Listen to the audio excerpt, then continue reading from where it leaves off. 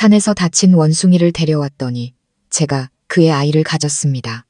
온 마을이 저를 미쳤다고 욕합니다. 햇살이 어지러울 정도로 뜨겁던 그날, 저는 대나무 광주리를 메고 낡은 캔버스화를 신은 채 지리산 깊은 숲길로 들어섰습니다. 공기는 흙냄새와 풀냄새가 뒤섞여 후덥지근했고 귓가에는 벌레 소리가 윙윙거렸죠. 저는 어른들이 남겨주신 낡은 지도를 보며 사담초라는 약초를 찾고 있었어요. 어머니의 관절염의 특효라고 들었거든요. 발밑에 낙엽이 바삭거리는 소리를 내자 저는 조심스럽게 잡초를 피해 걸음을 옮겼습니다. 얼마 걷지 않았을 때였어요. 갑자기 희미한 신음소리가 들려왔습니다. 처음엔 작은 동물이 다치기라도 한 줄 알고 소리가 나는 쪽으로 다가갔죠. 수풀을 헤치자 저는 제 눈을 의심했습니다. 이끼 낀 바위 옆에 원숭이 한 마리가 조용히 몸을 웅크리고 있었어요. 털은 엉망이었고 오른쪽 어깨에선 새빨간 피가 흐르고 있었습니다. 그런데 저를 더 놀라게 한 것은 그의 눈빛이었습니다. 동물의 것이라고는 할 수 없는 사납거나 경계하는 기색이 아니라 오히려 온화하고 어딘가 슬퍼 보이는 눈빛이었죠. 다쳤니? 저는 마치 사람에게 말하듯 나지막이 물었습니다. 그는 도망가지도 소리 지르지도 않고 그저 고개를 들어 저를 한번 쳐다보더니 천천히 고개를 떨궜습니다. 마치 고개를 끄덕이는 것처럼요. 그 순간 저는 문득 그가 제 말을 알아듣는다는 생각이 들었습니다. 조심스럽게 몇 걸음 다가가자 그는 여전히 움직이지 않았습니다. 저는 주머니에서 마른 빵 한 조각을 꺼내 그의 앞에 살며시 놓아주었죠. 그는 잠시 망설이더니 이내 손을 뻗어 빵을 받아들었습니다. 그 동작이 어찌나 민첩하던지 5손가락이 사람처럼 빵을 쥐고는 천천히 입으로 가져가 먹기 시작했습니다. 저는 그의 곁에 쭈그려 앉아 들고 온 소독용 솜으로 상처를 닦아주었습니다. 그는 살짝 몸을 떨 뿐 저항하지 않았어요. 상처를 돌보면서 저도 모르게 중얼거렸습니다. 넌 대체 누구니? 왜 이런 곳에 있는 거야? 하는 짓까지 사람 같잖아. 어느덧 해가 저물어 집으로 돌아가야 했습니다. 하지만 풀숲에 외로이 누워 저를 바라보는 그를 보니 발걸음이 무겁게 느껴졌습니다. 그는 말을 하진 않았지만 제발 가지 말라고 애원하는 것만 같았어요. 나랑 집에 갈래? 제가 웃으며 말했습니다. 그런데 제 말이 떨어지기 무섭게 그가 비틀거리며 일어나 제 곁으로 다가와서는 제 바지가랑이를 살며시 잡아당기는 게 아니겠어요? 정말 이상한 일이었지만 저 역시 매정한 사람은 아니었습니다. 그의 기묘한 모습과 눈빛에 이미 마음이 약해질 대로 약해져 있었죠. 잠시 망설인 끝에 저는 허리를 굽혀 그를 업었습니다. 생각보다 무겁지 않았어요. 한 20kg 정도 나갔을까요? 저는 그를 데리고 산기슭에 있는 저희 집으로 돌아왔습니다. 외할아버지가 남겨주신 낡은 목조주택으로 평소에는 저와 어머니 단둘이 지내는 곳이었죠. 마침 어머니는 읍내 친구들과 고스톱을 치느라 아직 돌아오지 않으셨습니다.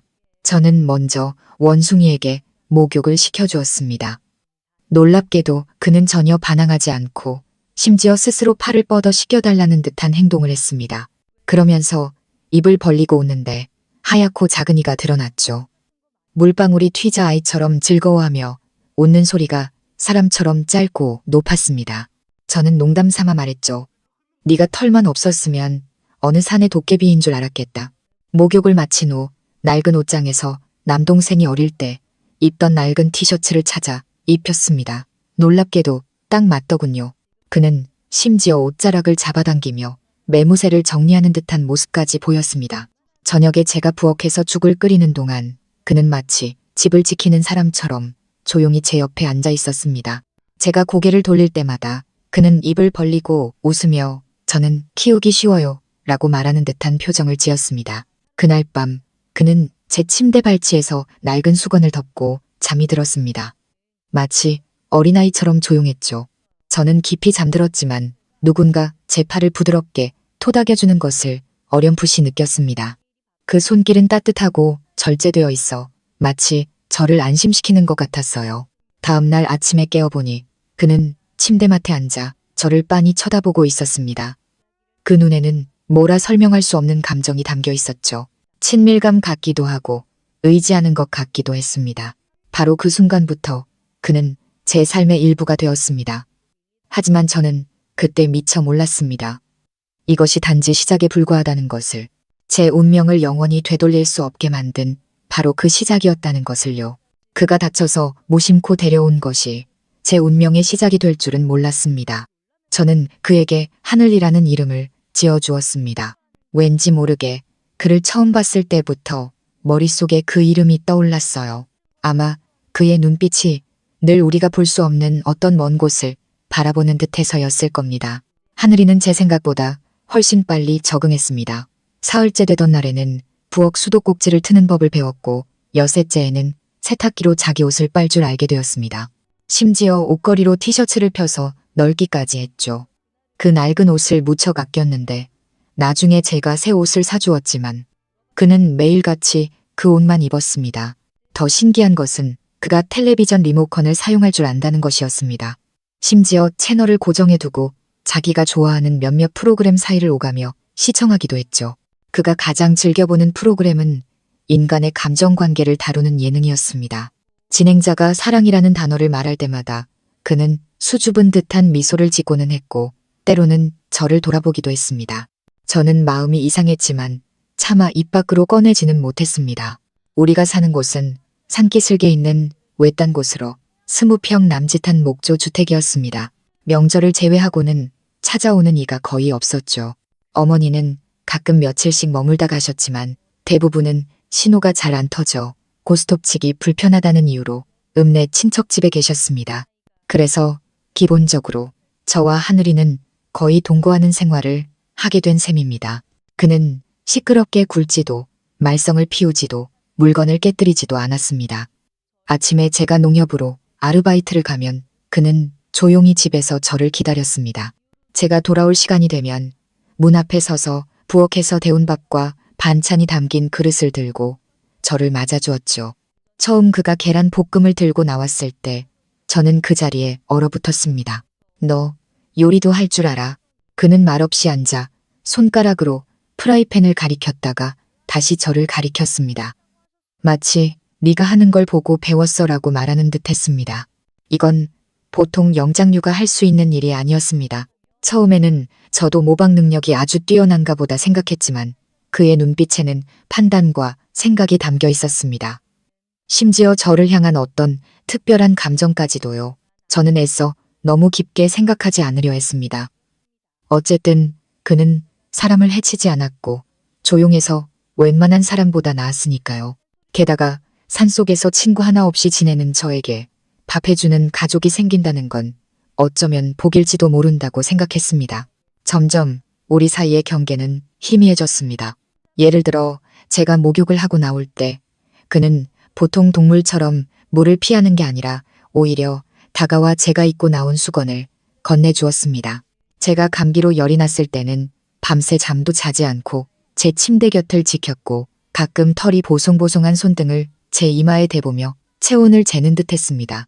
어느 날 밤 저는 집 앞 긴 의자에 앉아 밤하늘의 별을 바라보고 있었습니다. 그는 제 옆에 사람처럼 허리를 꼿꼿이 세우고 앉아 꼼짝도 하지 않았죠. 그러다 문득 손을 들어 하늘을 가리켰다가 저를 가리키고 마지막으로 자기 자신을 가리켰습니다. 우리 셋이 이어져 있다는 뜻이야. 그는 저를 보았습니다. 그 눈빛이 어찌나 진지하던지 마치 우주의 비밀을 이야기하는 것 같았습니다. 저는 갑자기 그 감정에 사로잡혔고 마음속에서 한 목소리가 조용히 울렸습니다. 너는 그에게 익숙해졌어. 단지 함께 사는 것이 아니라 의지하게 된 거야. 그날 이후로 저는 매일 그에게 잘 자라는 인사를 하는 것이 습관이 되었습니다. 누군가 나를 기다려준다는 사실에 익숙해졌고 제가 슬퍼하고 우울할 때마다 그가 조용히 다가와 제 어깨에 손을 얹어주는 것에도 익숙해졌습니다. 원숭이, 아마 처음엔 그랬을 겁니다. 하지만 지금의 그는 단순한 원숭이가 아니었습니다. 그는 제 삶 속에서 그림자처럼 점점 더 깊고 선명하게 자리 잡고 있었습니다.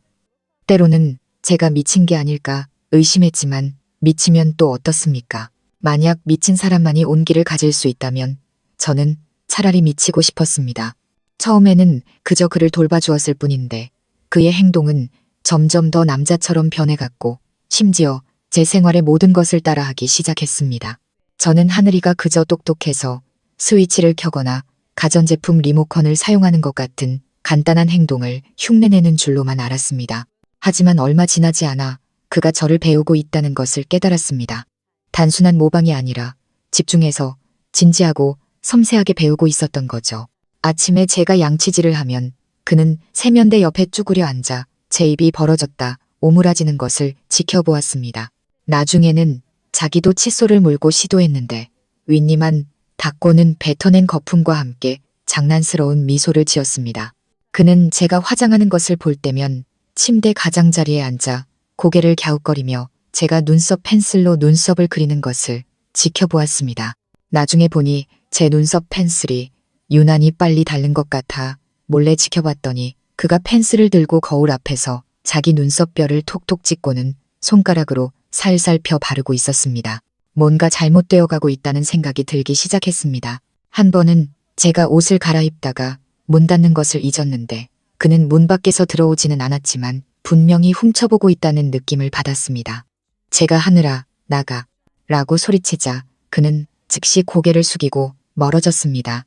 하지만 다음 날 그는 제가 빨아서 널어놓은 속옷을 조심스럽게 걷어와 반듯하게 개어 제 침대 곁에 놓아두었습니다. 저는 화가 난 건지 부끄러운 건지 그보다는 누군가에게 엿보였지만 거절할 수 없는 복잡한 감정에 휩싸였습니다. 그는 점점 더 남자처럼 변해갔습니다. 매일 제가 목욕하고 나오면 수건을 건네주고 머리를 말려주었고 한 번은 제가 허리를 삐끗하자 자기가 안마를 해주겠다고 나섰습니다. 저는 그냥 대충 주무르다 말겠지 생각했는데 그의 안마는 리듬감 있고 힘 조절도 적당했습니다. 저도 모르게 편안해서 한숨을 내쉬자 그는 그 소리를 듣고 갑자기 동작을 멈추고는 손을 허공에 띄웠습니다. 고개를 들어 그를 보니 그는 고개를 숙인 채 귀 밑이 빨개져 있었고 어쩔 줄 몰라 당황하는 눈빛이었습니다. 그 순간 우리는 눈이 마주쳤고 제 심장이 쿵하고 내려앉았습니다. 그건 평범한 동물이 보일 수 있는 반응이 아니었습니다. 그 당황스러움은 마치 사춘기 소년이 좋아하는 사람 앞에서나 보일 법한 표정이었죠. 제 머릿속은 갑자기 하얘졌고 마치 거대한 비밀에 부딪힌 듯 손가락마저 굳어버렸습니다. 저는 이런 변화들을 무시하려 애썼습니다. 그는 그저 흉내내는 것뿐이고 똑똑한 원숭이일 뿐이라고 제가 너무 예민한 거라고 스스로에게 말했습니다. 하지만 제가 부정할수록 그의 인간적인 행동은 더욱 뚜렷해졌습니다. 그는 스스로 빨래를 하고 바닥을 쓸고 밥을 짓기 시작했고 심지어 제 잡지와 책들을 정리해주기까지 했습니다. 마치 생활을 알고 배려할 줄 아는 남자처럼요. 때로는 제가 소파에 앉아 드라마를 보면 그는 따뜻한 물 한 잔을 제 손변에 놓아주고는 조용히 앉아 같이 보다가 감동적인 장면에서는 몰래 눈가를 닫기도 했습니다. 한 번은 한밤중에 깨어보니 그가 발코니에 앉아 별을 보고 있었습니다. 마른 등이 달빛을 받아 어깨에 쏟아지는데 그 순간 저는 꿈인지 현실인지 모를 정도로 심장이 두근거렸습니다. 저는 거리를 두려고도 해봤습니다. 문에 자물쇠를 달고 되도록 그가 침실에 들어오지 못하게 하고 저에게 가까이 오지 못하게 했습니다. 하지만 그는 언제나 제 삶 속으로 조용히 파고들어 제 마음의 방어선을 조금씩 무너뜨렸습니다. 한 번은 제가 아파서 침대에 누워 열에 들떠 끙끙 앓았습니다. 그는 이틀 밤낮으로 제 곁을 지키며 밥도 먹지 않았습니다. 제가 열이 내리고 깨어났을 때 그는 한결 야위어 있었지만 눈빛은 안도감으로 가득했습니다. 그는 아무 말 없이 마치 아이가 의지하듯 또 남자가 사랑을 표현하듯 제 손바닥 위에 자신의 손을 올려놓았습니다. 저는 그를 밀어내지도 거절하지도 않았습니다. 그 순간 저는 제가 끝났다는 것을 알았습니다. 저는 더 이상 단순한 보호자가 아니었습니다. 저는 이미 그의 익숙한 냄새, 따뜻한 촉감, 그리고 모든 것을 이해하는 듯한 그 눈동자에 마음을 송두리째 빼앗겨 버렸던 겁니다. 하지만 저는 인정할 수도 입 밖으로 꺼낼 수도 없었습니다. 그는 사람이 아니니까요. 하지만 종종을 제외하고 그가 제가 만나본 대부분의 남자들과 다른 점이 무엇이었을까요? 그는 그들보다 더 다정하고 충성스러웠으며 저를 더 잘 이해했습니다. 그리고 이 모든 것은 이제 시작에 불과했습니다. 사람들은 제가 미쳤다고, 원숭이와 그렇고 그런 사이라고 수군거리기 시작했고 저는 해명할 힘조차 없었습니다. 마을은 작아서 소문은 금방 퍼져나갔습니다. 처음에는 다들 제가 밥도 하고 청소도 하는 신기한 원숭이를 키운다고 신기해했죠. 하지만 호기심은 곧 수군거림으로 바뀌었습니다. 어느 날 제가 잡화점에서 쌀을 사는데 가게 아주머니가 의미심장한 미소를 지으며 말했습니다. 혼자 산에서 외롭게 지내는데 원숭이라도 있으니 좋겠네. 그러면서 제 팔에 난 핥힌 자국을 곁눈질로 쳐다봤습니다. 저는 깜짝 놀라 얼른 소매를 내려 가렸습니다. 그 상처는 며칠 전 하늘이가 장작 옮기는 것을 도와주다 실수로 긁힌 것이었습니다. 저는 대수롭지 않게 여겼지만 다른 사람들 눈에는 그것이 증거가 되었습니다. 그날 집에 돌아오는 길에 귓가에 속삭이는 소리들이 맴돌았습니다. 밤에도 문을 안 잠근다더라. 원숭이도 그 여자 방에서 잔대. 아이고, 내가 말 안 하려고 했는데 원숭이랑 3년을 같이 살면 뭐라도 생기지 않겠어? 저 여자 병 있는 거 아니야? 아니면 너무 외로워서 그러나? 누가 먼저 그 가장 날카로운 말을 꺼냈는지는 기억나지 않습니다. 저 여자 미친 거 아니야? 그 원숭이가 자기 남편인 줄 아나 봐. 그 순간 머리에 찬물을 뒤집어 쓴 것 같았습니다. 해명하고 싶었지만 어디서부터 시작해야 할지 몰랐습니다. 무슨 해명을 할 수 있을까요?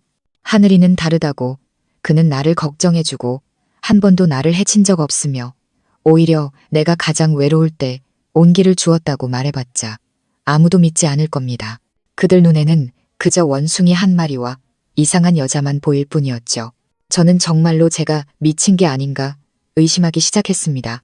어느 날 밤 목욕을 하고 나오니 하늘이가 부엌 바닥에 앉아 냄비 뚜껑을 만지작거리며 어디서 배웠는지 모를 멜로디를 흥얼거리고 있었습니다.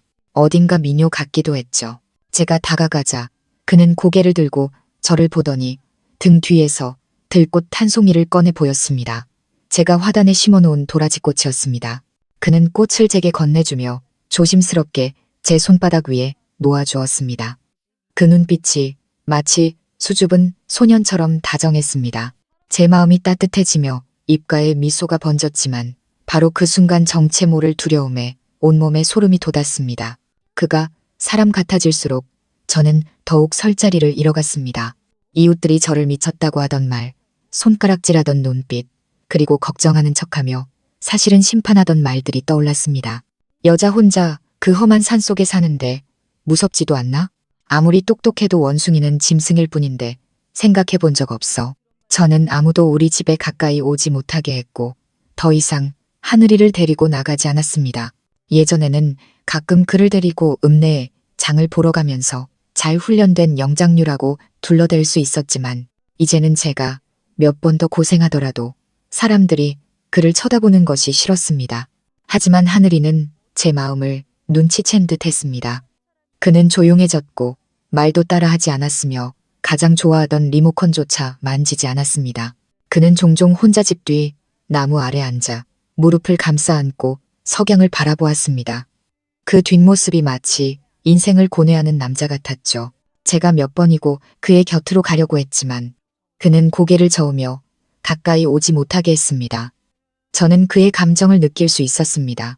그는 자기가 잘못된 건지, 자기가 나를 배척당하고 수군거림의 대상이 되게 한 건 아닌지 의심하고 있었습니다. 한 번은 제가 참지 못하고 그의 곁에 앉아 나지막이 말했습니다. 하늘아, 그 사람들은 널 몰라. 우리를 몰라. 그는 저를 돌아보았습니다. 그 눈에는 물기가 어려 있었고 이내 뿌옇게 흐려졌습니다. 넌 짐승이 아니야. 저는 이를 악물고 한 글자 한 글자 힘주어 말했습니다. 너는 내 삶의 유일한 빛이야. 그는 말을 할 수 없었지만 손을 뻗어 제 손가락 끝을 꽉 잡았습니다. 마치 온 힘을 다하는 것처럼요. 그날 밤 우리는 아무 말 없이 그저 어깨를 맞대고 앉아 있었습니다. 하지만 제 마음속으로는 이런 상태가 계속되면 좋은 결과가 없을 거라는 것을 점점 더 확실히 알게 되었습니다. 그들은 저를 그냥 두지 않을 것이고 저 또한 그를 포기할 수 없었습니다. 하지만 세상은 인간 여자가 원숭이를 사랑하는 것을 용납하지 않을 겁니다. 비록 아직은 선을 넘지 않았지만요. 적어도 아직까지는요. 어느 날 밤, 저는 술을 좀 마셨습니다. 깨어났을 때 그가 제 이불 속으로 들어왔던 것이 희미하게 기억났습니다. 그날 밤은 가랑비가 내렸습니다. 창밖에서 들리는 빗소리가 자장가처럼 들렸죠. 저는 혼자 막걸리 2잔을 마셨습니다. 원래는 몸을 데우려고 한 것이었는데 마실수록 답답하고 외로워졌습니다. 그 무렵 마을의 험담은 점점 심해졌고 심지어 누군가는 몰래 우리 집에 돌을 던지기도 했습니다. 돌에는 짐승만도 못하다라고 휘갈겨 쓴 쪽지가 붙어 있었습니다. 저는 소파에 웅크려 하늘이가 만들어준 수제, 쿠션을 껴안고 한 모금씩 술을 마셨습니다. 눈물은 어느새 얼굴을 적시고 있었지만 소리내어 울지는 않았습니다. 그저 가슴에 벌레가 파먹은 것처럼 텅 빈 고통이 느껴졌습니다. 하늘이는 그날 말없이 제 곁에 앉아 2손을 무릎 위에 포개놓고 있었습니다. 마치 상갓집을 지키는 사람처럼요. 알코올 기운에 저는 점점 힘이 빠졌습니다. 저는 그저 그의 어깨에 기댄 채 무언가 중얼거렸던 것을 기억합니다. 너도 언젠가 떠날 거니? 다른 사람들처럼 나를 버릴 거야? 그는 대답 없이 제 머리를 부드럽게 받쳐주며 제가 더 편하게 기댈 수 있도록 해주었습니다. 그 후 저는 흐리멍덩하게 일어나 방으로 들어갔습니다. 문도 잠그지 않고 침대에 누워 잠이 들었죠. 꿈속에서는 비가 내리고 집 밖에서 발소리가 다가왔습니다. 누군가 문을 열고 들어와 제 곁에 조용히 눕는 소리를 들었습니다. 그 다가오는 온기에 마음이 놓여 저는 심지어 손을 뻗어 그 손을 잡았습니다. 손바닥은 뜨겁고 거칠었지만 이상하게도 저를 안심시켰습니다. 다음날 깨어났을 때 첫 느낌은 머리가 깨질 듯한 두통이었습니다. 마치 수천 개의 망치로 관자놀이를 두드리는 것 같았죠. 몸을 뒤척이다가 옆자리 이불이 움푹 패여 있고 아직 온기가 남아있는 것을 발견했습니다. 저는 얼어붙었습니다. 무의식적으로 침대 발치를 보니 하늘이가 없었습니다. 저는 일어나 방문을 나섰습니다. 하늘이는 부엌에 서서 흰죽을 끓이고 있었습니다. 제 발소리를 듣고는 저를 돌아보았죠. 그 눈빛은 마치 나쁜 짓을 한 아이처럼 흔들리고 있었습니다. 저는 무언가 깨닫고 심장이 철렁했습니다. 어젯밤에 들어왔었니? 그는 움직이지 않고 손에 든 국자로 죽을 휘저으며 더 이상 저를 보지 않았습니다. 제가 몇 걸음 다가가 거의 떨리는 목소리로 물었습니다. 내 방에 들어왔었냐고. 그는 그제야 고개를 살짝 끄덕이고는 죄를 지은 사람처럼 고개를 숙였습니다. 저는 놀란 건지 부끄러운 건지 아니면 말로 표현할 수 없는 복잡한 감정에 휩싸였습니다. 너 무슨 짓을 한 거야? 제가 목소리를 낮춰 묻자 그는 필사적으로 고개를 저으며 갑자기 주저앉아 2손으로 머리를 감쌌습니다. 마치 큰 죄를 지은 것처럼요. 저는 마음이 아파 다가가 쭈그려 앉아 그의 손을 꽉 잡았습니다. 그냥 내 곁에 있고 싶었던 거지. 그렇지? 그는 고개를 끄덕이며 제 무릎에 이마를 부드럽게 기댔습니다. 그 순간 저는 전에는 느껴보지 못한 연약함을 느꼈습니다. 그것은 동물의 것이 아니라 사람의 것이었습니다. 저는 눈을 감았고 눈물이 소리 없이 흘러내렸습니다. 제가 화를 내야 할까요? 아니면 두려워해야 할까요? 하지만 사실 저는 아무렇지도 않았습니다. 제 자신의 냉정함에 놀랐을 뿐입니다. 어쩌면 지난 3년이 너무 외로웠기 때문일지도 아니면 하늘이가 너무나 사람 같고 저를 이해하고 지켜주려는 남자 같았기 때문일지도 모릅니다. 언제부터 제가 그를 의지할 수 있는 어떤 사람으로 여기게 되었는지 모르겠습니다. 아마도 그날 밤 이후 저는 완전히 경계를 잃어버렸던 것 같습니다. 저는 그가 밤에 제 방에 들어오는 것에 익숙해졌습니다. 비록 매번 그는 조용히 제 곁을 지키며 선을 넘지 않았지만 그 필요하다는 느낌은 독처럼 제 혈액 속에서 조금씩 발효되었습니다. 우리 사이에는 언어가 없었지만 거의 완벽한 교감 방식이 있었습니다. 그는 제가 언제 기분이 안 좋은지, 제가 창가에서 비를 보는 것을 좋아하는지, 그리고 제가 멍하니 있을 때 손톱을 살짝 깨무는 버릇까지 알고 있었습니다. 때로는 제가 어떻게 이런 지경까지 오게 되었는지 감히 회상할 수조차 없었습니다. 그저 밤이 오고 귓가에 그의 안정적인 숨소리가 들릴 때 저는 비로소 제가 살아있다고 느꼈습니다. 온 마을 사람들에게 미치광이, 괴짜, 요물 취급받는 삶이 아니라 진정으로 누군가와 함께 있고 온기를 느끼는 존재로서의 삶이었습니다. 하지만 저도 알고 있었습니다. 제가 깊이 빠져들수록 더 위험해진다는 것을요. 그때 저는 아직 몰랐습니다. 그날 밤의 수용이 몇 달 후 제 인생을 완전히 바꾸어 놓으리라는 것을요. 제게는 남자가 없는데 임신했다는 사실을 알게 되었습니다. 의사 선생님의 눈빛은 온통 혼란으로 가득했습니다. 그 해는 따뜻한 겨울이었고 봄이 일찍 온 것 같았습니다. 산의 나무들은 새싹을 틔우고 계곡물은 조용히 흘렀습니다. 하지만 제 몸에는 조용한 변화가 일어나고 있었습니다. 처음에는 그저 잠이 많아졌습니다. 저는 최근에 너무 피곤해서 그런 줄로만 알았죠. 매일 아르바이트를 마치고 돌아오면 머리가 어지러울 정도로 피곤했습니다. 그러다 메스꺼움이 시작되었습니다. 특히 아침에 양치질을 할 때 구토감이 계속해서 밀려왔습니다. 저는 원래 대수롭지 않게 생각했지만 2주 연속으로 생리가 없자 혹시 병에 걸린 건 아닌지 의심하기 시작했습니다. 자궁에 혹이라도 생긴 걸까? 저는 혼잣말을 했습니다. 혼자 읍내 산부인과를 찾아갔습니다. 의사는 40대쯤 되어 보이는 온화한 말투의 여의사였습니다. 제가 긴장한 것을 보고는 괜찮다며 작은 문제로도 이런 반응이 있을 수 있다고 안심시켜 주었습니다. 우선 피검사부터 해보죠. 저는 대기실에 앉아 손에 땀을 쥐고 기다렸습니다. 15분 후 간호사가 나와 제 이름을 불렀습니다. 그녀의 표정은 미묘했습니다. 공포도 안심도 아닌 당혹감과 의문이 섞인 무거운 표정이었습니다.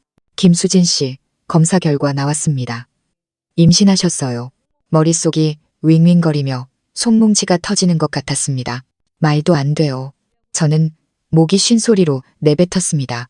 저는 남자가 없어요. 간호사의 표정이 순간 굳어졌습니다. 저는 서둘러 덧붙였습니다. 아니, 제 말은 오랫동안 혼자였고 관계도. 저는 말을 잇지 못하고 해명할 방법이 없다는 것을 깨달았습니다. 의사는 저를 한번 쳐다보았습니다. 그녀의 표정은 걱정에서 신문으로 바뀌어 있었습니다. 초음파 검사를 해서 임신 주수를 확인하는 게 좋겠습니다. 만약 정말로 성관계가 없으셨다면 드문 내분비 질환이나 다른 원인이 있는지 추가 검사가 필요할 수 있습니다. 저는 고개를 끄덕이고 멍하니 초음파실로 들어갔습니다. 차가운 젤이 아랫배에 발라지고 탐촉자가 천천히 움직였습니다. 화면에는 희미한 형체가 나타났습니다. 태아는 약 8주 정도 되었고 정상적으로 발달하고 있습니다. 심장도 뛰고요. 의사의 목소리는 평온했지만 제 귀에는 천둥소리처럼 들렸습니다. 저는 입을 벌린 채 아무 말도 할 수 없었습니다. 그날 저는 거의 비틀거리며 병원을 나섰습니다. 길거리에 서서 햇볕에 뜨거워질 때까지 꼼짝도 하지 않았습니다. 주변 사람들은 오갔지만 세상에는 오직 임신하셨어요라는 소리만 메아리 치는 것 같았습니다. 밤에 집에 돌아오니 하늘이는 여느 때처럼 부엌 구석에 앉아 제가 널어놓은 옷을 개고 있었습니다. 그는 저를 보고는 다정하게 웃어 보였습니다. 저는 그를 한참 동안 쳐다보며 마음속에서 감히 상상도 못할 생각이 떠올랐습니다. 그날 밤 그가 제 이불 속으로 들어왔을 때 저는 흐릿하게나마 우리가 손깍지를 끼고 심지어 짧은 친밀한 접촉이 있었다는 것을 기억했습니다. 저는 이성적으로 그것이 환각이고 술기운에 의한 착각이라고 스스로에게 말해왔습니다. 하지만 이제 의사는 제가 임신했다고 말했습니다. 아이는 누구의 아이일까요? 저는 스스로에게 이 질문을 던졌지만 감히 대답할 수 없었습니다. 저에게는 몇 명의 전 남자친구가 있었지만 그건 이미 3년 전의 일이었습니다. 마지막 성관계는 기억조차 나지 않는 먼 기억이었습니다. 그렇다면 남은 가능성은 하나뿐이었습니다. 저는 감히 자료를 찾아볼 수 없었습니다. 인간과 비인간의 번식 가능성 같은 검색어조차 입력할 수 없었습니다. 저는 어떤 답을 보게 될까 두려웠습니다. 가능하든 불가능하든 말입니다. 만약 이 아이가 정말 하늘이의 아이라면 그는 무엇일까요? 사람일까요? 짐승일까요? 저의 일시적인 혼란이 낳은 죄일까요? 아니면 다른 종의 기적일까요? 그날 밤 저는 침대에 누워 있었고 하늘이는 여느 때처럼 제 침대 곁에 와 누웠습니다. 저는 아무 말 없이 천장만 바라보다가 문득 물었습니다. 내가 임신한 거 알고 있었어. 그는 귀를 움직이며 고개를 살짝 돌려 저를 보았습니다. 그의 눈에는 놀라움이 아니라 오히려 안정과 기쁨이 담겨 있었습니다. 그는 손을 뻗어 조심스럽게 제 배 위에 올려놓았습니다. 손바닥이 아직 부풀지 않은 아랫배에 닿았습니다. 그 동작은 원숭이의 것이 아니라 처음 아버지가 되는 남자의 것 같았습니다. 제 눈에서는 그 자리에서 눈물이 쏟아졌습니다. 미래가 어떻게 될지, 이 커져가는 비밀을 어떻게 감당해야 할지 몰랐습니다. 하지만 저는 제 뱃속에 생명이 있다는 것을 알았고 그 생명의 출처는 이 세상이 결코 이해할 수 없을 운명이라는 것도 알았습니다. 저는 그를 떠나려고 했지만 집을 나설 때마다 보이지 않는 힘에 이끌려 돌아오곤 했습니다. 임신 사실을 안 순간부터 저는 마치 거대한 악몽에 빠진 것 같았습니다. 깨어날 수도 벗어날 수도 없었죠. 의사는 제게 돌아가서 다음 단계를 잘 생각해 보라고 했고 심리 상담까지 주선해 주었습니다. 그는 말로 하지는 않았지만 저는 그의 눈빛에서 비정상이라는 세 글자를 읽었습니다. 저는 두려워지기 시작했습니다. 마을 사람들이 알까봐, 병원 의사들이 추궁할까봐, 그리고 제 스스로가 그 아이의 아버지가 하늘이라는 것을 점점 더 믿게 될까봐 두려웠습니다. 저는 산을 떠나 다른 곳으로 이사하기로 결심했습니다. 새벽에 간단한 옷가지를 챙겨 하늘이가 뒷산에 열매를 따러 간 틈을 타 신분증과 통장을 배낭에 쑤셔넣고 서울로 가는 버스에 올랐습니다. 버스 안에서 제 머릿속은 하얗게 비어 있었습니다. 도시의 거리는 시끄럽고 사람들은 오갔지만 저는 길 잃은 아이처럼 인파 속을 헤맸습니다. 작은 여관에 묵으며 밤새 침대에서 뒤척였습니다. 산속의 벌레 소리도 장작 타는 냄새도 그리고 침대 발치에 기댄 하늘이에 익숙한 온기도 없었습니다. 저는 밤새 허공에 떠 있는 기분이었습니다. 다음날 아침 눈을 뜨자마자 저는 옆자리 이불을 더듬었습니다. 텅 비어 있었습니다. 저는 무의식적으로 몸을 일으켰고 갑자기 강렬한 그리움이 솟구쳤습니다. 세상에 제가 그를 그리워하고 있었습니다. 우리가 함께 쓰던 낡은 휴대폰을 열었습니다. 거기에는 그가 찍은 셀카가 남아 있었습니다. 고개를 갸웃거리고 선글라스를 낀 채 유치한 아이처럼 활짝 웃는 모습이었습니다. 저는 그 사진을 한참 동안 쳐다보다가 저도 모르게 눈시울이 붉어졌습니다. 저는 세차게 고개를 저으며 냉정해야 한다고, 이렇게 계속해서는 안 된다고 스스로에게 말했습니다. 하지만 제 몸은 말을 듣지 않았습니다. 먹지도 자지도 못했고 사흘째부터는 구토가 심해져 물조차 마실 수 없었습니다. 여관 주인 아주머니는 제가 병에 걸린 줄 알고 서둘러 방을 빼라고 했습니다. 저는 짐을 들고 길거리에서 하루 종일 앉아 있었습니다. 마을에 전화를 걸었습니다. 원래는 어머니를 찾으려 했는데 이웃 아주머니가 받았습니다. 수진아, 어서 돌아와. 그 원숭이가 사흘째 아무것도 안 먹고 있어. 하루 종일 집 앞에 앉아서 꼼짝도 안 하고 울지도 않고 계속 산 아래 길만 쳐다봐. 꼭 누구를 기다리는 것처럼. 저는 전화기를 든 손이 떨렸습니다. 걔 아픈 거 아니에요? 제 목소리는 쉬어 있었습니다. 아픈 게 아니라 슬퍼하는 거야. 아주머니는 나지막이 말했습니다. 원숭이지만 꼭 우는 것 같아. 그 말은 제 심장에 칼처럼 밝혔습니다. 저는 더 이상 생각할 겨를도 없이 전화를 끊고 터미널로 달려갔습니다. 다시 익숙한 숲길을 밟고 저 낡은 목조주택을 보았을 때 이미 날은 어두워져 있었습니다. 달빛 아래 하늘이는 집 앞 작은 돌 의자에 앉아 두 손을 늘어뜨리고 꼼짝도 하지 않았습니다. 하늘아, 제가 나지막이 부르자 그가 고개를 돌리는 순간 저는 그의 눈에서 빛이 나는 것을 보았습니다. 그는 달려오지도 소리 지르지도 않고 그저 천천히 일어나 제 앞으로 걸어와서는 아이처럼 제 어깨에 머리를 묻었습니다. 저는 그의 냄새를 맡았습니다. 익숙하고 안심되는 냄새였습니다. 그것은 제가 30년을 혼자 살면서 그 누구에게서도 찾아볼 수 없었던 안정감이었습니다. 저는 그를 꽉 껴안았습니다. 눈물이 멈추지 않고 흘러내렸습니다. 미안해. 내가 사흘이나 없어서 내가 너를 버린 줄 알고 무서웠지. 그는 말없이 고개를 저으며 제 살짝 부푼 아랫배에 손을 얹고는 웃었습니다. 그 순간 저는 깨달았습니다. 바깥 사람들이 뭐라고 하든 어떻게 손가락질하든 그의 눈에 저는 미친 사람이 아니었습니다. 저는 그의 집이었고 돌아올 곳이었으며 그가 기다리던 길의 끝이었습니다. 그리고 저 역시 마침내 인정했습니다. 이 길이 아무리 비정상적이라도 저는 돌아갈 수 없다는 것을요. 설령 저 아이의 아버지가 그라 할지라도 온 세상이 저를 욕한다 해도 저는 더 이상 도망치지 않기로 했습니다. 꿈속에서 저는 동굴에서 출산하고 있었고 그는 아버지처럼 동굴 입구를 지키고 있었습니다. 임신 6개월에 접어들면서 제 몸의 변화는 더욱 뚜렷해졌습니다. 아랫배가 불러오고 걷는 것이 둔해졌으며 가끔은 어지럽기도 했습니다.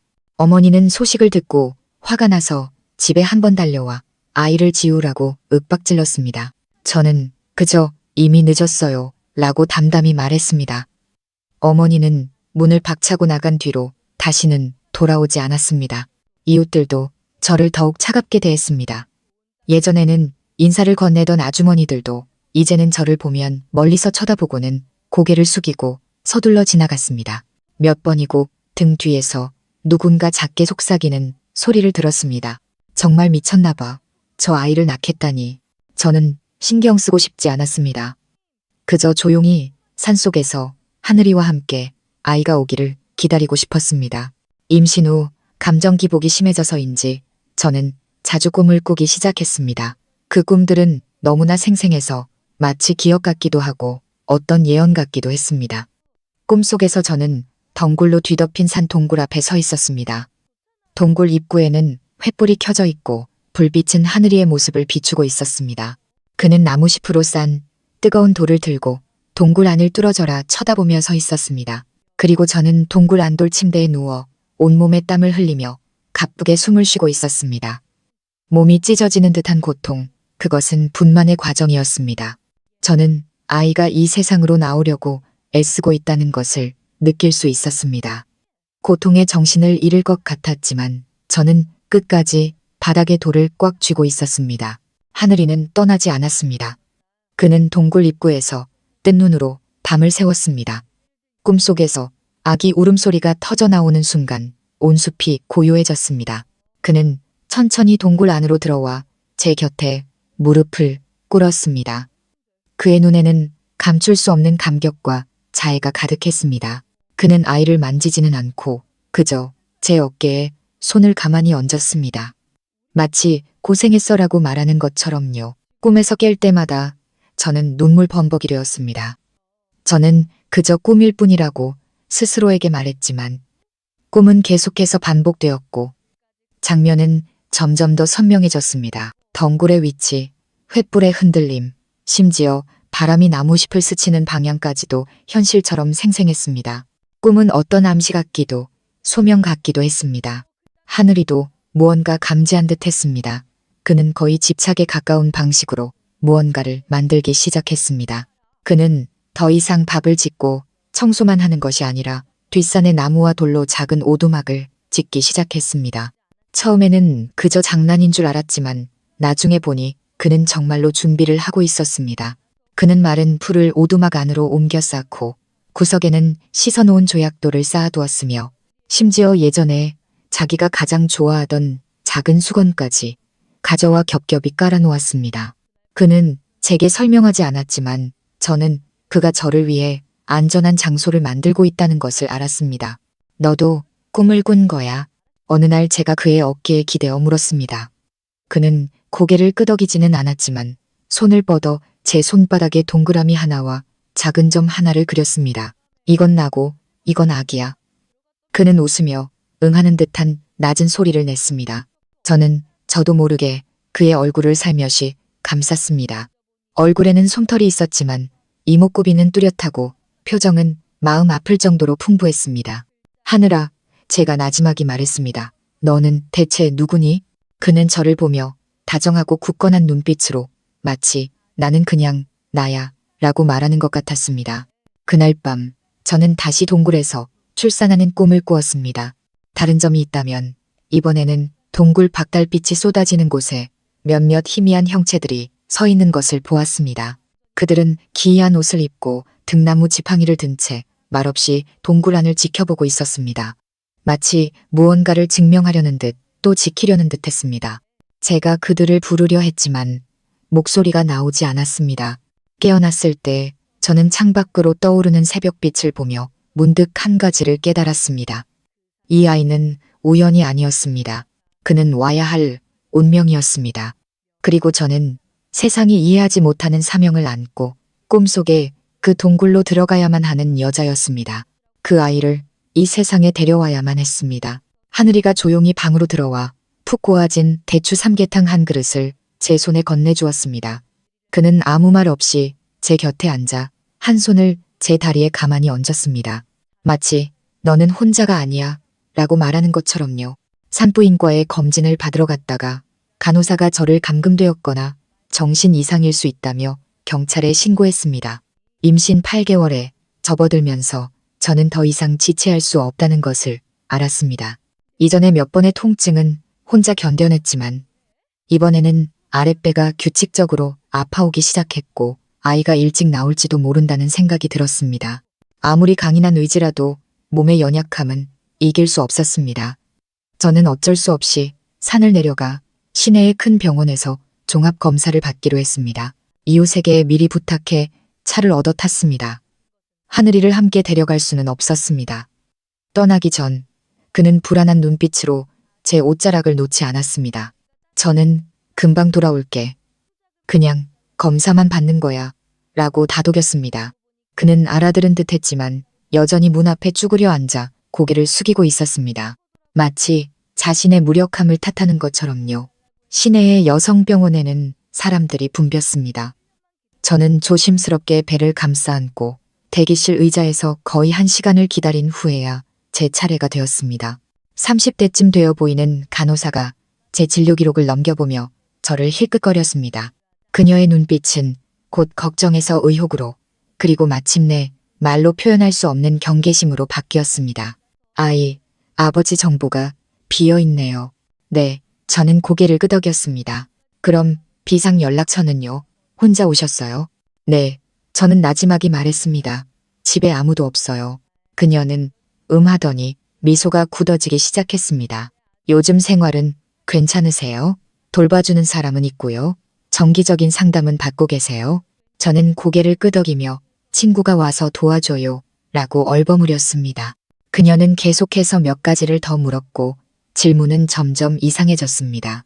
누가 당신을 통제하나요? 행동에 제약을 가하는 사람은 없고요. 임신이 당신의 자의에 의한 것이 확실한가요? 저는 미간을 찌푸리며 분위기가 심상치 않다는 것을 느꼈습니다. 얼마 후 저는 검사실로 들어가 태아 위치를 확인했습니다. 의사는 초음파를 보는 내내 미간을 펴지 않았습니다. 태아 발육은 정상이지만 자세가 좀 특이하네요. 머리가 약간 높고 척추가 좀 휘었어요. 기형인가요? 저는 당황했습니다. 꼭 그런 건 아니지만 의사의 목소리가 조금 부드러워졌습니다. 며칠 입원해서 경과를 지켜보는 게 좋겠습니다. 저는 망설였습니다. 오늘 먼저 집에 가면 안 될까요? 집에 좀 일이 있어서요. 의사는 저를 한번 쳐다보고는 말없이 책상 위 인터폰 버튼을 눌렀습니다. 간호사실, 보안팀 좀 불러주세요. 환자분 특별 관리가 필요합니다. 저는 심장이 덜컥 내려앉았습니다. 옷을 갈아입고 방을 나오자 문 앞에 보안요원 2명과 안경 쓴 여자 사회복지사가 서 있었습니다. 김수진 씨, 저희가 방금 상황을 좀 파악했는데 확인해야 할 내용이 좀 있습니다. 그녀는 말하며 서류 한 장을 내밀었습니다. 간단한 심리평가 설문지인데 협조해 주시면 좋겠습니다. 저 정신병자 아니에요. 저는 참지 못하고 말했습니다. 손가락이 하얗게 질릴 정도로 주먹을 쥐었습니다. 그렇게 말하는 게 아닙니다. 그녀의 말투는 여전히 온화했지만 다만 누군가 당신이 피해자일 수 있다고 혹은 정신 상태가 불안정할 수 있다고 신고했습니다. 저희는 절차에 따라 확인하는 것뿐입니다. 누가 신고했는데요? 저는 거의 소리치듯 물었습니다. 그녀는 대답하지 않았지만 저는 그 간호사라는 것을 알았습니다. 저는 주먹을 쥐고 뛰쳐나가려 했지만 보안요원에게 막혔습니다. 그들의 눈에는 악의는 없었지만 이상 현상에 대한 경계심이 가득했습니다. 저는 문득 깨달았습니다. 세상은 잔인한 것이 아니라 그저 여자가 이해받지 못하는 삶의 방식을 선택하는 것을 용납하지 못한다는 것을요. 그들은 제가 혼자 임신하고 아버지의 정체를 밝히지 않고 비상 연락처도 없으며 정상적으로 보이는 사회적 지지 체계가 없는 것을 받아들일 수 없었습니다. 더더욱 어딘가의 인간이 아닌 존재가 저를 기다리고 있다는 사실을 받아들일 수 없었습니다. 저는 기초 정신 감정을 받았습니다. 그 30분 동안 저는 모든 비밀을 발가벗겨진 기분이었습니다. 마음속 가장 은밀한 구석까지 검사당하는 것 같았죠. 그들은 제게 물었습니다. 당신이 임신한 아이가 사람의 아이라고 생각하나요? 동물과 관계를 가진 적이 있나요? 그게 불법이라는 걸 아시나요? 현재 당신의 상태가 명확하다고 생각하시나요? 저는 대답하지 않았습니다. 그저 책상 위 달력을 바라보았습니다. 빨간 펜으로 동그라미 쳐진 날짜는 제 출산 예정일이었습니다. 저는 도망쳐야 한다는 것을 알았습니다. 그들에게 저를 그리고 제 아이를 빼앗길 수는 없었습니다. 밤에 저는 간호사 교대 시간을 틈타 2층 화장실 창문으로 뛰어내렸습니다. 배를 움켜쥐고 병원 후문으로 겨우 달려나왔습니다. 택시도 잡히지 않아 거의 한 걸음 한 걸음 시내를 벗어나 심야의 고향으로 돌아가는 화물차를 얻어 탔습니다. 기사님은 저를 알아보지 못했지만 흠뻑 젖고 넋이 나간 제 모습을 보고는 겁을 먹고 더 묻지 않았습니다. 어디로 가세요? 산으로요. 제가 나지막이 말했습니다. 기다리는 사람이 있어요. 헬. 기사님은 헤드라이트를 어둡게 하고 고개를 끄덕였습니다. 깊은 산속이요. 그런 곳이 진짜 집이죠. 어느 날 기자들이 저와 원숭이가 함께 있는 모습을 찍었고 뉴스는 하룻밤 사이에 퍼져나갔습니다. 저는 마침내 무사히 산으로 돌아왔습니다.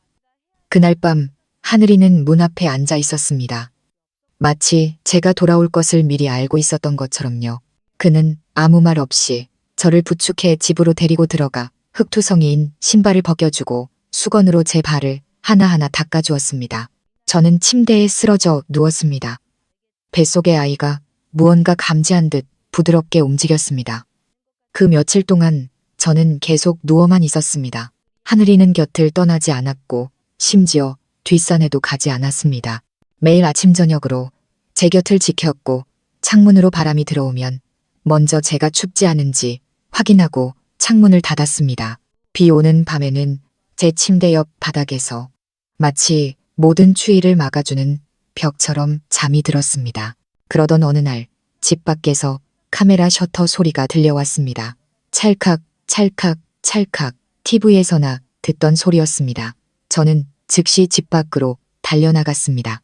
숲속으로 사라지는 몇몇 그림자와 급히 출발하는 흰색 SUV만 보였습니다.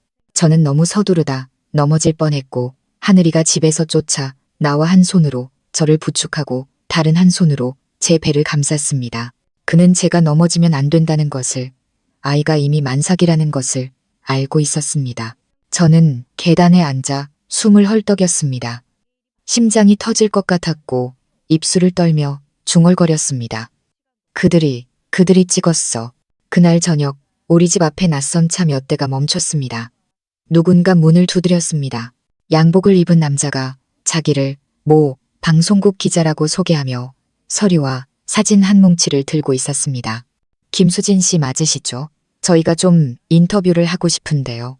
당신과 그 원숭이 사이의 이야기에 대해서요. 돌아가세요. 제가 차갑게 말했습니다. 사생활은 존중해드리겠습니다. 그는 점잖게 말했지만, 하지만 이건 이제 당신 혼자만의 일이 아니라는 걸 아셔야 합니다. 당신은 대중의 관심의 초점이 되었어요. 그날 밤 저는 뜬 눈으로 밤을 새웠습니다.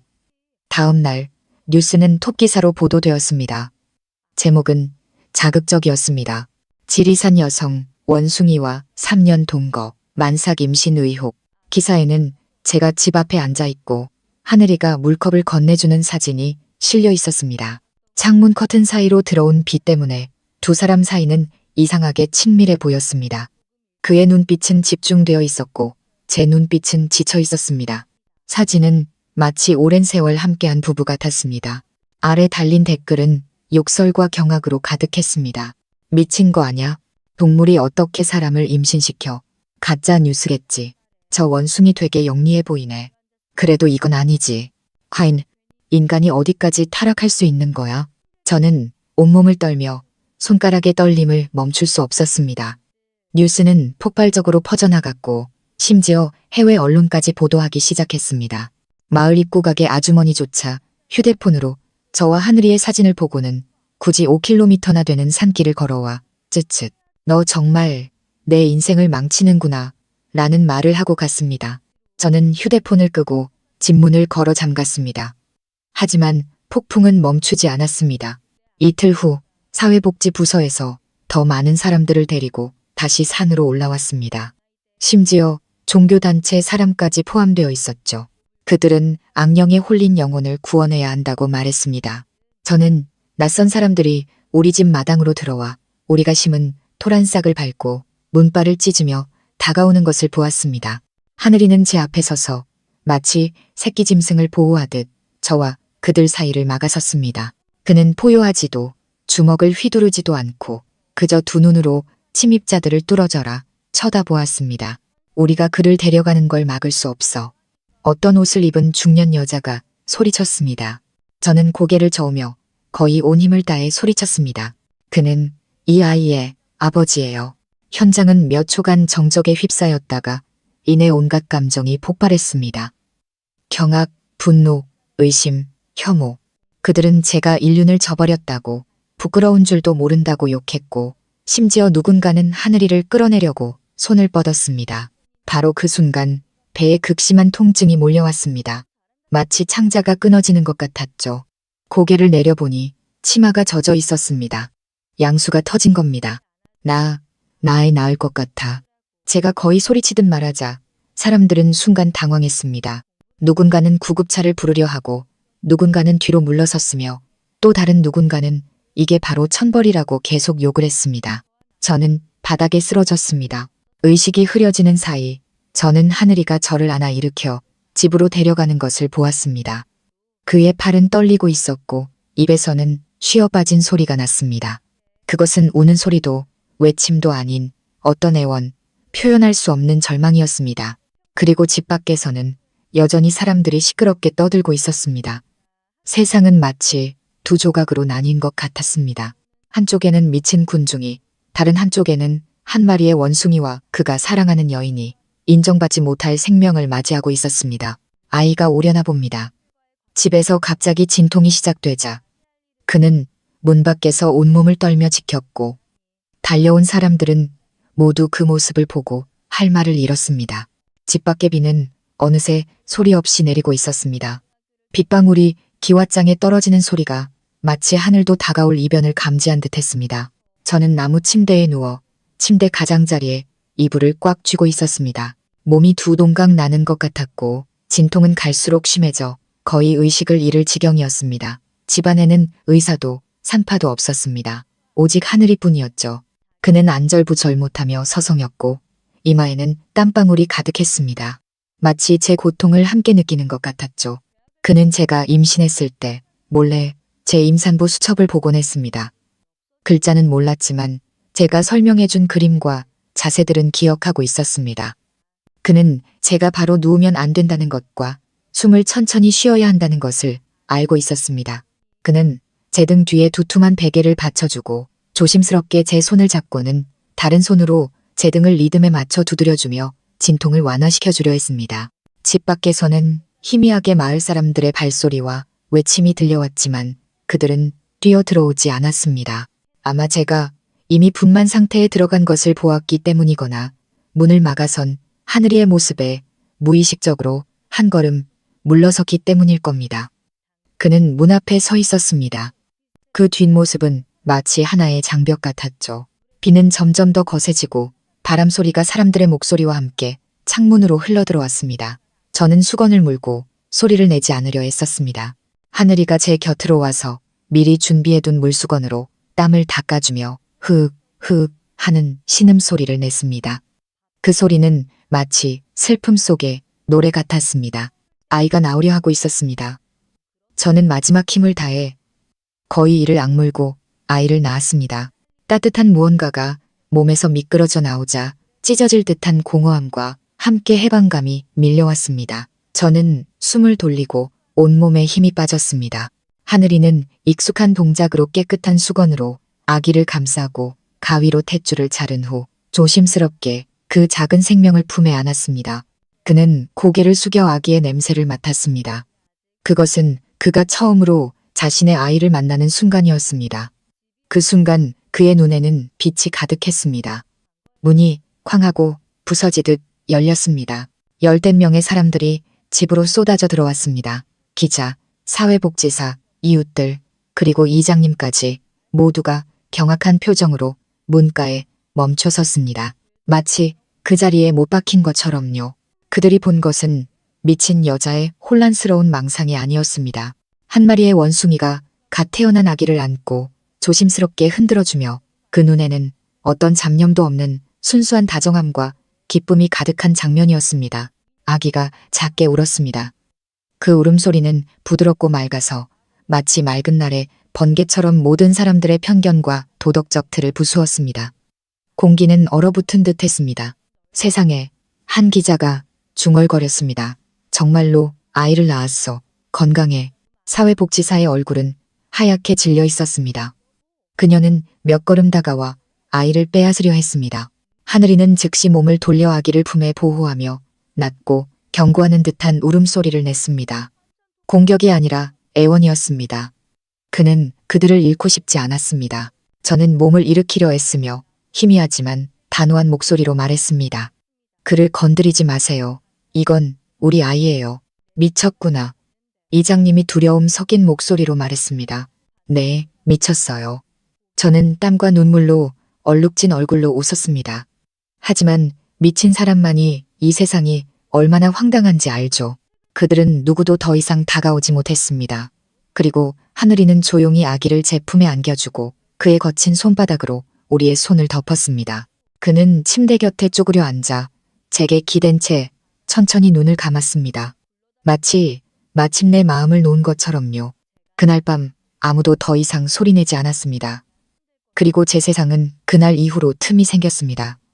그 틈 속에는 말로 표현할 수 없는 진실이 숨겨져 있었습니다. 그것은 세상이 이해하지 못하지만 진실하게 존재하는 따뜻한 사랑이었습니다.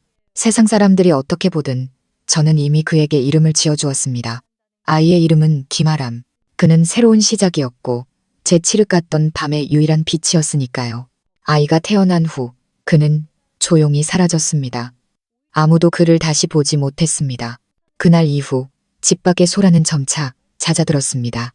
아마도 아이가 사람들이 상상했던 기형적인 모습이 아니라 건강했기 때문일 수도, 아니면 그날 밤의 장면이 너무나 비현실적이어서 그들이 할 말을 잃었기 때문일 수도 있습니다. 뉴스는 더 이상 추적하지 않았고 사회복지사도 더 이상 찾아오지 않았습니다. 사람들의 호기심은 결국 시간에 밀려 언급을 피하는 침묵으로 변해갔습니다. 하지만 저는 모든 것이 이제 막 시작되었다는 것을 알았습니다. 아이가 태어난 첫날 그는 계속 제 곁을 지켰습니다. 하람이는 울지도 않고 천장을 바라보며 가끔 손가락을 움직였습니다. 마치 이 세상을 더듬어 보는 것 같았죠. 하늘이는 침대 곁에 앉아 밤새 눈을 붙이지 않았습니다. 그는 아이를 오래 만지지 못하고 조심스럽게 손을 뻗었다가 허공에서 멈추고는 결국 제 손 위에 손을 얹었습니다.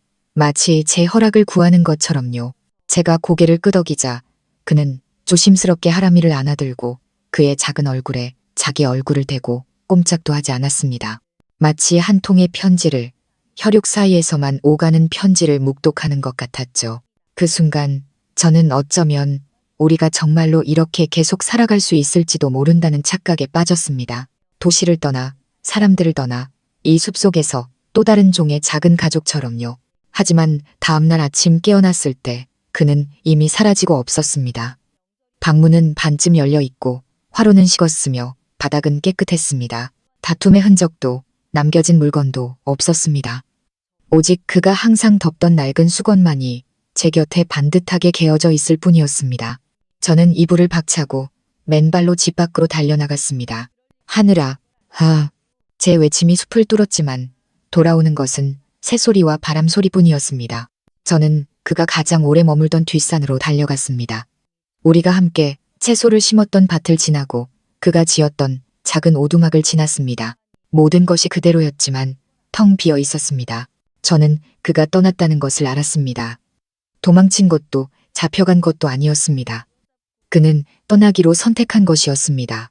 그는 자신의 존재가 더 많은 문제를 일으킬 것을, 사람들이 다시 찾아와 아이를 빼앗아가고 제가 다칠 것을 두려워했던 겁니다. 그래서 그는 가장 침묵하는 방식으로 자신과 이 집의 마지막 연결고리를 끊어버렸습니다. 저는 오랫동안 울었습니다. 그가 앉았던 작은 돌 의자에 앉아 이미 떠나버린 꿈을 붙잡듯 그 낡은 수건을 꽉 쥐고 있었습니다. 하람이는 평온하게 잠들어 있었습니다. 마치 그의 혈액 속에 타고난 평온함이 흐르는 것 같았죠. 저는 아이를 돌보며 매일같이 기다렸습니다. 밤이 깊어지면 문을 열고 달빛이 집 안으로 들어오게 했습니다. 그가 예전처럼 나무 아래 갑자기 나타나 저를 보고 활짝 웃어주기를 바라면서요. 가끔 아이가 심하게 울면 저도 모르게 그의 이름을 중얼거렸습니다. 하늘아, 들리니? 얘가 널 찾잖아. 하지만 대답은 없었습니다. 마을 사람들은 가끔 뒷산에서 기이하게 생긴 원숭이가 큰 나무에 앉아 산 아래 목조 주택을 바라보는 것을 보았다고 했습니다. 누군가는 그가 낡은 헝겊 조각을 안고 어떤 기억을 그리워하는 것 같았다고도 했습니다. 저는 수없이 찾아 나섰지만 매번 허탕을 쳤습니다. 석 달 후 저는 마침내 그가 떠났다는 사실을 받아들였습니다. 그는 바람처럼 왔다가 구름처럼 흩어졌습니다. 그는 제가 가장 외로운 3년을 견디도록 돕기 위해 왔고 저와 아이가 이 세상에 다시 받아들여질 기회를 주기 위해 떠났습니다. 저는 그를 원망하지 않았습니다. 만약 제가 그였다면 저 역시 같은 선택을 했을 겁니다. 저는 숲에 작은 나무 팻말을 세우고 조각칼로 천천히 5글자를 새겼습니다. 하늘이의 집. 그것은 그가 우리에게 남긴 것이었습니다. 혈통이나 종족의 혼란이 아니라 용기였습니다. 그는 자신의 존재로 제게 어떻게 사랑하고 믿고 세상이 이해하지 못하는 진실을 지켜내야 하는지를 가르쳐 주었습니다. 그 후로 저는 더 이상 울지도 기다리지도 않았습니다. 하지만 밤이 깊어지면 여전히 하람이를 안고 나지막이 말했습니다. 내 아빠는 이 산에서 가장 다정한 수호신이란다. 몇 년 후 저는 아이를 데리고 다시 숲으로 돌아갔습니다. 익숙한 울음소리가 들려왔을 때 마치 그가 항상 그곳에 있었던 것 같았습니다. 하람이는 9살이 되었습니다. 다른 아이들과는 조금 달랐지만 마을 사람들이 처음에 두려워했던 것처럼 이질적인 존재는 아니었습니다. 그는 똑똑하고 조용하며 나무 타기와 혼자 있기를 그리고 구름 보기를 좋아했습니다. 마을 아이들이 시끄럽게 놀 때 그는 항상 혼자 나무 아래 앉아 멍하니 있었습니다. 마치 바람과 이야기하는 것처럼요. 그의 귀는 보통 사람보다 예민해서 숲에 들어가면 어떤 새가 우는지, 어떤 나무에서 잎이 떨어지는지를 구별할 수 있었습니다. 그는 인간 사회와 항상 약간의 거리를 두었고 시끄러운 것을 싫어했으며 거짓말도 하지 않았습니다. 가끔 그는 저를 멍하니 쳐다보며 물었습니다. 엄마, 나 다른 사람들이랑 좀 다른 것 같아. 저는 항상 웃으며 말했습니다. 너는 가장 특별해. 아빠가 엄마에게 남겨준 선물이니까. 아빠가 정말 산에 있어요. 저는 그의 머리를 쓰다듬으며 고개를 끄덕였습니다. 엄마는 아빠가 항상 우리 곁에 있다고 믿어. 그해 초여름 우리는 산 위의 옛집으로 돌아갔습니다. 목조주택은 이미 덩굴로 뒤덮여 있었지만 저는 모든 들보와 구석구석을 선명하게 기억했습니다. 집안은 먼지가 날렸지만 여전히 희미하게 익숙한 냄새가 남아 있었습니다. 하람이는 뒷문을 열고 조심스럽게 그가 한 번도 제대로 밟아본 적 없지만 이미 혈관 속에 새겨진 숲으로 들어섰습니다. 그는 보이지 않는 힘에 이끌리듯 천천히 뒷산으로 향했습니다. 저는 그의 뒤를 따랐습니다. 그의 발걸음은 굳건했고 눈빛은 맑았습니다. 갑자기 그가 걸음을 멈추고 앞쪽에 있는 큰 멀구슬 나무를 바라보았습니다. 엄마, 그가 나지막이 불렀습니다. 그의 얼굴에는 제가 본 적 없는 표정이 담겨 있었습니다. 놀라움 같기도 하고 안심하는 것 같기도 했습니다. 들려요? 저는 귀를 기울였습니다. 바람이 나뭇가지를 스치며 낮고 쉬어빠진 울음소리를 실어왔습니다. 원숭이 소리 같기도 그보다 더 깊은 인간의 감정이 담긴 다정한 소리 같기도 했습니다. 저는 넋을 잃었습니다.